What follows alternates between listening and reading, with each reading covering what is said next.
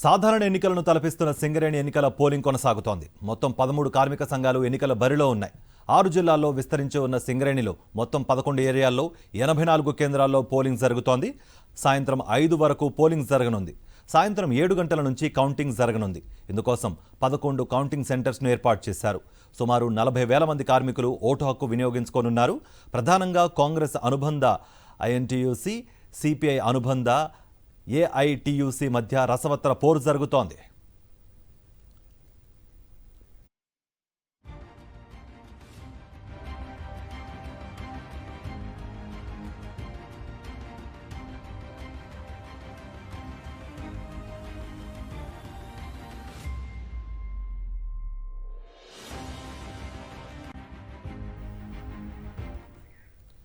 Right, ఇదే అంశానికి సంబంధించి మరింత సమాచారం అందించడానికి భూపాల్పల్లి నుంచి మా ప్రతినిధి శ్రీధర్ రెడ్డి అందుబాటులో ఉన్నారు. అండ్ కొత్తగూడెం నుంచి మా ప్రతినిధి మహేంద్ర అందుబాటులో ఉన్నారు. రైట్, ముందుగా శ్రీధర్ రెడ్డి దగ్గర వెళదాం. శ్రీధర్ రెడ్డి, ఎలా ఉంది ఇప్పటి వరకు, ఎంతవరకు పోలింగ్ జరిగింది అండ్ అక్కడ అప్డేట్స్ ఏంటి? Good morning Karthik. సింగరేణి గుర్తింపు సమయం జరుగుతున్న ఎన్నికలు ప్రశాంతంగా కొనసాగుతున్నాయి. దాదాపు ఉదయం 7 గంటల నుంచి సాయంత్రం వరకు కూడా పోలింగ్ జరుగుతున్నది. భూపాల్పల్లిలో 5,350 మంది ఓటర్స్ ఉన్నారు. ఇక్కడ 9 కేంద్రాలు ఏర్పాటు చేశారు. ఇప్పుడు మనం 4వ బూత్ దగ్గర ఉన్నాం. ఇక్కడ ప్రశాంతంగా కొనసాగుతున్నది. మొదటి షిఫ్ట్ ఎవరైతే ఉన్నారో వాళ్ళంతా కూడా ఓటు హక్కు వినియోగించుకున్నారు. ఆ తర్వాత సాయంత్రం మధ్యాహ్నం కూడా పోలింగ్ చాలా జోరు అందుకునే అవకాశం ఉంది. పోలీసులు భారీ బందోబస్తు ఏర్పాటు చేశారు. ఇక్కడ కూడా ఎటువంటి ఇబ్బంది లేకుండా పోలీసులు భారీ బందోబస్తు ఏర్పాటు చేశారు. ఇక్కడ దాదాపు 5,350లో దాదాపు 90% ఓటు హక్కు వినియోగించుకుంటారని చెప్పేసి భావిస్తున్నారు. ముఖ్యంగా 13 కార్మిక సంఘాలు పోటీ పడ్డప్పుడు కూడా ఏఐటీయూసీ అదేవిధంగా ఐఎన్టీయూసీ మధ్యనే పోరు రసవత్తరంగా జరుగుతున్నది. ఎందుకంటే టీబీజేఎస్కి కూడా ఏఐటీయూసీకి మద్దతు తెలపడంతో ఇద్దరి మధ్యనే పోటీ అని చెప్పి అందరు భావిస్తున్నారు. మనం భూపాల్పల్లిలో పోలింగ్ కేంద్రం వద్ద ఉన్నాం. ఇక్కడ ప్రశాంతంగా కొనసాగుతున్నది. మొదటి షిఫ్ట్ వాళ్ళు మాత్రం ఓటు హక్కు వినియోగించుకున్నారు. దాదాపు 20% పోలింగ్ అయినట్టు చెప్తున్నారు. అదేవిధంగా మధ్యాహ్నం అదేవిధంగా సాయంత్రం కూడా షిఫ్ట్ వైజ్గా వస్తుంటారు కాబట్టి కార్మికులు ఓటు హక్కు ఎంచుకున్నారు. ఇక్కడే అదేవిధంగా భూపాల్పల్లిలో దాదాపు 9 కేంద్రాల వద్ద పోలీసులు భారీ బందోబస్తు ఏర్పాటు చేశారు. ఎవరు కూడా లోపలికి ప్రచారానికి రాకుండా కానీ అదేవిధంగా బయట మాత్రం ప్రచారం చేస్తున్నారు. ముఖ్యంగా 2 కార్మిక సంఘాల మధ్య పోటీ రసవత్తరంగా కనిపిస్తున్నది. ముఖ్యంగా ఏఐటీయూసీకి సిపిఐ మద్దతుతోటి అదేవిధంగా టీబీజేఎస్ కూడా మద్దతు ఇవ్వడంతో 2 కార్మిక సంఘాల మధ్యలో గట్టి పోటీ ఉన్నట్టు కనిపిస్తున్నది. మొత్తం పోలింగ్ మాత్రం ప్రశాంతంగా కొనసాగుతున్నది. ఎటువంటి ఇబ్బంది లేకుండా ఎటువంటి అవాంఛనీయ సంఘటన జరగకుండా కనివేని ఎరగని రీతిలో పోలీసులు భారీ బందోబస్తు సాధారణ ఎన్నికలను మించిపోయిన భారీ బందోబస్తు ఏర్పాటు చేశారు. కార్తిక్. రైట్ శ్రీధర్, రైట్, ఇప్పుడు కొత్తగూడెంలో మిగతా అప్డేట్స్ అందించడానికి మా ప్రతినిధి మహేందర్ అందుబాటులో ఉన్నారు. మహేందర్, ఇప్పటి వరకు ఎంత శాతం పోలింగ్ నమోదైంది అండ్ అక్కడ ఉన్న అప్డేట్స్ ఏంటి? కార్తీక్, సింగరేణి ఎన్నికలకు సంబంధించి కూడా ప్రశాంతంగా పోలింగ్ కొనసాగుతుంది. ఇప్పటివరకు 20% ఆ పోలింగ్ నమోదైంది. ఎక్కడ ఎటువంటి అవాంఛనీయ సంఘటన జరగకుండా పోలీసులు భారీ బందోబస్తు కూడా ఏర్పాటు చేశారు. ప్రస్తుతం మనం కొత్తగూడెం సంబంధించి హెల్త్ డిపార్ట్మెంట్ సంబంధించి హెడ్ ఆఫీసుకు సంబంధించి ఉన్నాం. ఇక్కడ చూడొచ్చు, ఇక్కడ ప్రశాంతంగా ప్రస్తుతం పోలింగ్ కొనసాగుతున్న పరిస్థితి కనిపిస్తుంది. ప్రధానంగా గతంలో ఎన్నడూ లేని విధంగా ఈసారి ప్రధానంగా ఐఎన్టీయూసీతో పాటుగా ఏఐటీయూసీ కూడా హోరాహోరీగా సంబంధించి ప్రచారం సంబంధించి నిర్వహించాయి. ఎవరికి వారు గెలుపుపై కూడా చాలా ధీమా వ్యక్తం చేస్తున్న పరిస్థితి కనిపిస్తుంది. సింగరేణిలో 1998లో మొదటిసారి గుర్తింపు కార్మిక సంఘం ఎన్నికల సంబంధించి జరిగాయి. అయితే అప్పుడు కార్మిక సంఘాలు చేసిన పోరాటాలు కానీ వారి కమిట్మెంట్ సమస్యలపై వారికి ఒక అవగాహన గురించి ప్రచారం చేస్తూ ఓట్లు అడిగేవారు. అయితే మొదటిసారి మాత్రం మొదటి 2 దఫాల్లో ఎన్నికల్లో ఏ కార్మిక సంఘం కూడా మేనిఫెస్టో సంబంధించి విడుదల చేయలేదు. కేవలం కార్మికుల సమస్యలే ఎజెండాగా కూడా వాళ్ళు ఎన్నికల్లో పోటీ చేయడం జరిగింది. అయితే సింగరేణిలో రాజకీయ జోక్యం పెరగడంతో కూడా ట్రేడ్ యూనియన్లు కూడా రాజకీయ పార్టీల తరహాలో వ్యవహరిస్తూ వస్తున్నాయని చెప్పుకోవాలి. దీనిలో భాగంగానే మేనిఫెస్టో విడుదల కూడా ఇందులో భాగంగానే వాళ్ళు కూడా మేనిఫెస్టో విడుదల చేస్తున్న పరిస్థితి కనిపిస్తుంది. ఇప్పుడు ఏకంగా గెలిపే లక్ష్యంగా యూనియన్లు కూడా పెద్ద ఎత్తున హామీల వర్షం సంబంధించి కురిపించాయని చెప్పుకోవాలి. మేనిఫెస్టోలో సంబంధించి కూడా విడుదల చేసిన నేపథ్యంలో ఎవరి మేనిఫెస్టో సంబంధించి కార్మికులు ఎవరి వైపు వారికి ఎవరి పక్షాన నిలబడతారనేది మాత్రం మరి కొద్ది గంటల్లో తేలే అవకాశాలు కనిపిస్తున్నాయి. కార్మిక సంఘం ఎన్నికలకు సంబంధించి కూడా కీలకంగా తీసుకున్న అధికార పార్టీ కాంగ్రెస్ పార్టీ కూడా అనుబంధ సంస్థ అయిన ఐఎన్టీయూసీ ఏకంగా అసెంబ్లీ లెవెల్ ప్రచారం సంబంధించి చేసింది. ఇక్కడ మంత్రి ఖమ్మం ఉమ్మడి జిల్లాలకు సంబంధించి కూడా మంత్రి పొంగులేటి శ్రీనివాసరెడ్డి కూడా విస్తృతంగా పర్యటన చేయడం జరిగింది. దీంతో పాటుగా ఎమ్మెల్యేలు కూడా ప్రచారం చేశారు. అదేవిధంగా ఏఐటీసీ సంబంధించి కూడా వారి సంబంధించిన నాయకులు కూడా పెద్ద ఎత్తున సంబంధించి ప్రచారం నిర్వహించిన నేపథ్యంలో ఎవరికి వారు సంబంధించి గెలుపుపై ధీమా వ్యక్తం చేస్తున్న నేపథ్యంలో ఓవరాల్ గా ఎవరు గెలుస్తారన్నది మాత్రం మరికొన్ని గంటల్లో తేలండి. మొత్తాన్ని మాత్రం ప్రస్తుతం ప్రశాంతంగా మాత్రం పోలింగ్ కొనసాగుతుంది. కార్తీక్. రైట్ మహేందర్. రైట్. మంచిర్యాలలో కూడా ఓటింగ్ సరళిని అంచనా వేయడానికి అండ్ అక్కడ అప్డేట్స్ అందించడానికి మా ప్రతినిధి విఘ్నేష్ అందుబాటులో ఉన్నారు. విఘ్నేష్, అక్కడ అప్డేట్స్ ఏంటి?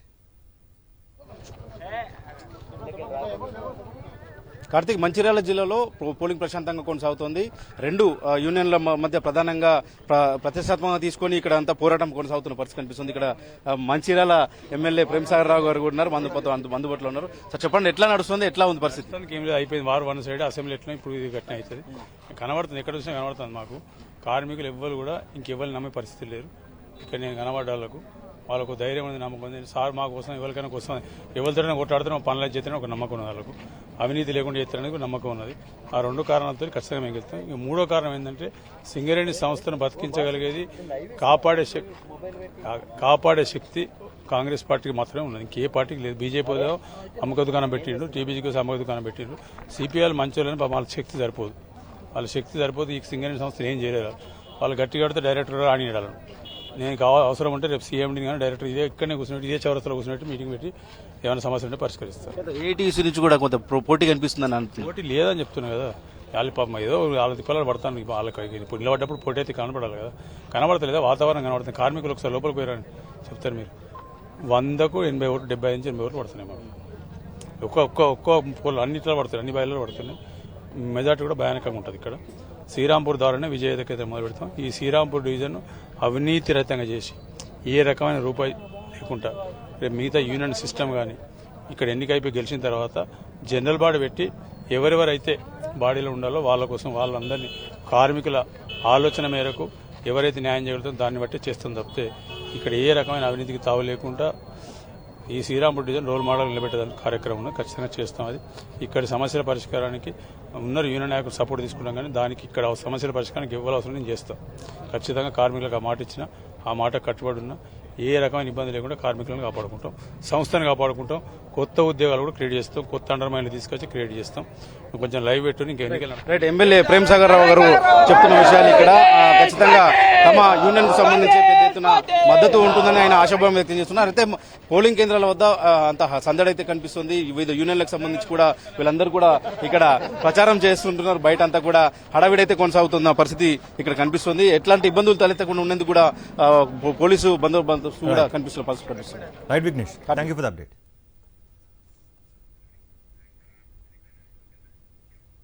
అయితే కరీంనగర్ జిల్లాలో జరుగుతున్న సింగరేణి ఎన్నికల పోలింగ్ సంబంధించిన అప్డేట్స్ మా ప్రతినిధి రమణ అందిస్తారు.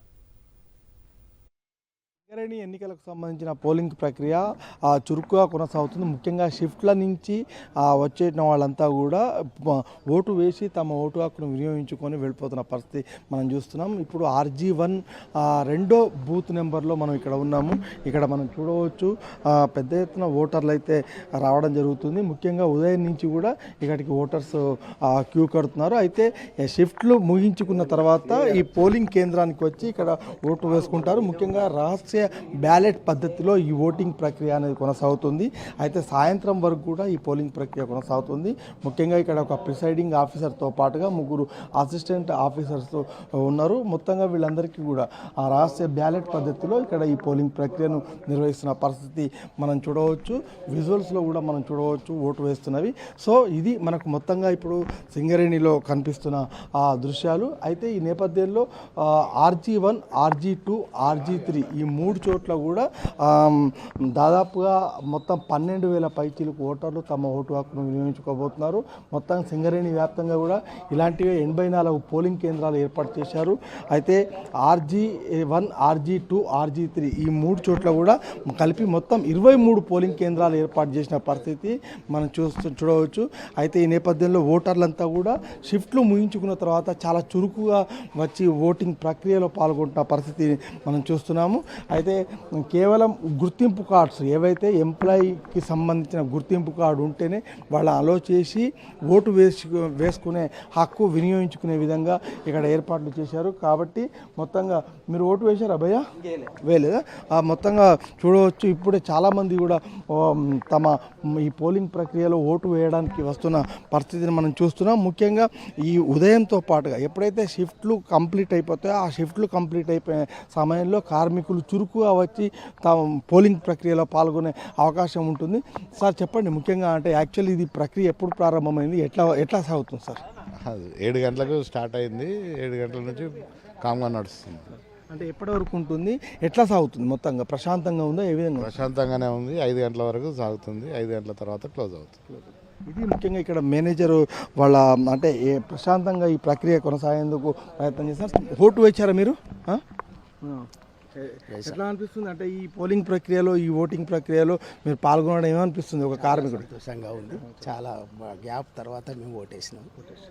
కొద్దిగా లేట్ అయింది కానీ ఓకే, బాగానే ఉంది, ప్రశాంతంగా జరుగుతూ ఉంది. ఇది ముఖ్యంగా అంటే దాదాపు 6 ఏళ్ల తర్వాత ఇక్కడ మొత్తంగా పోలింగ్ ప్రక్రియ కొనసాగుతుంది. సింగరేణిలో ఎన్నికలు జరుగుతున్నాయి. మనం చూస్తే కనుక దాదాపు అంటే 6 సార్లు జరిగిన ఎన్నికల తర్వాత ఇది 7వ ఎన్నిక. ఈ నేపథ్యంలో మొత్తంగా సింగరేణిలో ఒక ఉత్కంఠమైన వాతావరణం ఉంది. రాత్రి 12 గంటల వరకు ఎవరు విజేత, ఎవరు అధికారిక గుర్తింపు సంఘం అనేది కూడా తేలనుంది. మొత్తంగా మనకు కనిపిస్తున్న పరిస్థితి సింగరేణిలో ఇది. కెమెరా పర్సన్ సతీష్తో రమణ, సాక్షి టీవీ, రామగుండం.